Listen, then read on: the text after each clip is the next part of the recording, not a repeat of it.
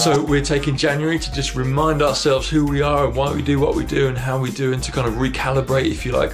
Last week we looked at this little phrase, so that, and we looked at how Paul reminded us in the Bible that Jesus appeared, the love and kindness of God appeared in Jesus so that we might understand what God is like, and so that we might have life and grace and goodness and freedom and salvation, and that Jesus' people therefore often live distinctive lives so that others might get a flavour of that too and might get an insight into what God is like.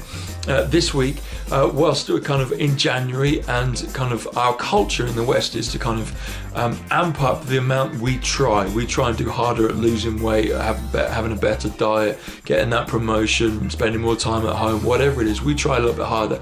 We wondered if there was a different way, a Jesus way of doing things.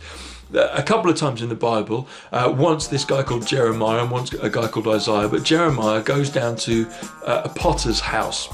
In the town where he lives, God sends him down there and he says, just observe what you see. And of course, Jeremiah sees what you would see at a potter's house. There's a guy sat at the wheel forming a clay pot. When it goes wrong, as it often does, the potter just screws up the clay, chucks some water on, starts again, not a problem. The point is that God allows him to see, well, that's what kind of the world is like. I want you to understand that I'm the potter and you are the clay, and it doesn't matter how big your boots are, I can end it if I need to, and it doesn't matter how great the reign of a king is, it's going to come down at some point and I'm still going to be here. I am the potter.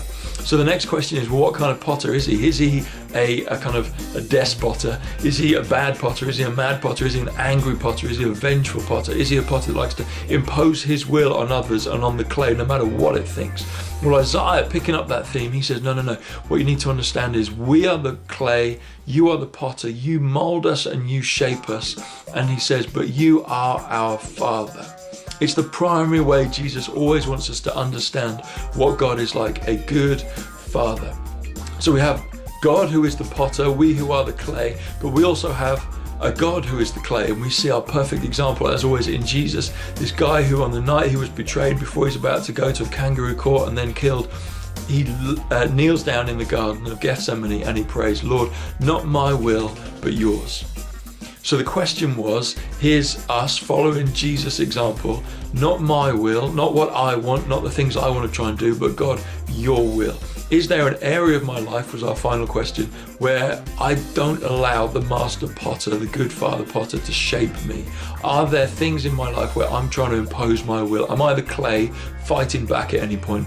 Or am I at the start of 2016 saying, Lord, whatever your will is, I'm up for it? And instead of trying to fight under my own steam, which never works, saying, Lord, would you come and mold me and shape me in such a way that I represent you well, so that others would see the goodness and kindness and love and grace of Jesus.